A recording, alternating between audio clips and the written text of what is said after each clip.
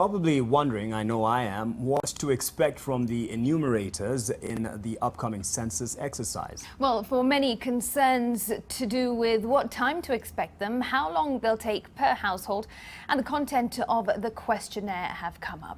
The Kenya National Bureau of Statistics has digitized the entire process to hopefully improve efficiency and security of the data. NTV's Mel Miendo has been engaging the enumerators on the process and procedure, and as she reports, you'll need an average of half an hour.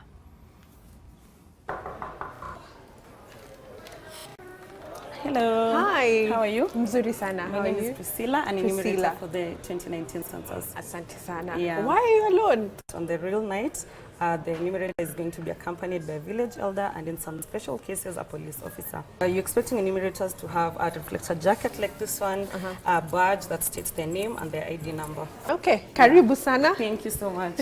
Right, so have a seat. Thank you. In some cases, like in Nairobi, for example, people usually spend most part of their days in their offices, so we may expect enumerators to still visit households late in the evening. Okay. Yeah. So we begin. So the first part will be information, general information regarding all persons. We want to get their ages, their names, sex, and other general information. The section on fertility, first of all, we like to ask the woman herself, and we like to ask her in private so that she feels a little bit at ease to give the information. So we're going to move on to the next section. Okay. That's information regarding persons with difficulties in doing their daily activities of life. The next section, which is on education, we just want to know, these questions are asked to everyone who is 3 years and older. We want to know the highest level that they've reached. Is it primary school, pre-primary, is it primary school, secondary? We've grouped them like that.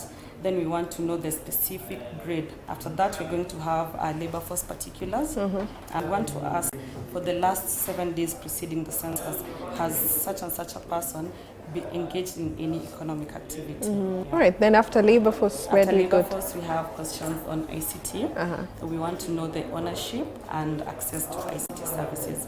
These questions are asked to persons 3 years and older. Okay. Yeah, then we have some questions on e-commerce, where we ask persons if they've bought or purchased goods online. All the questions we've asked until ICT are individual level questions, of course some age caps, but when you go to after the ICT questions, we have households at the questions at the household level. So for example, you want to know how many births occurred in that particular household within the last 12 months. We are also interested in the number of deaths that occurred in that household within the last 12 months. Pregnant women, we're going to regard them as one person if they will not have delivered by the 24th night.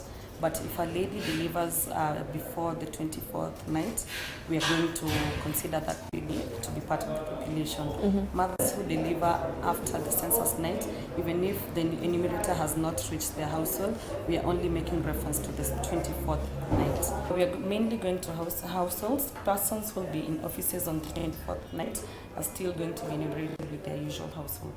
So yeah, we are not going to be specifically going to people's offices to enumerate them, but persons who might be on transit will still be enumerated by a short questionnaire. We require one respondent. You know, in some cases you may go into a household and you find several people trying to answer to the same question.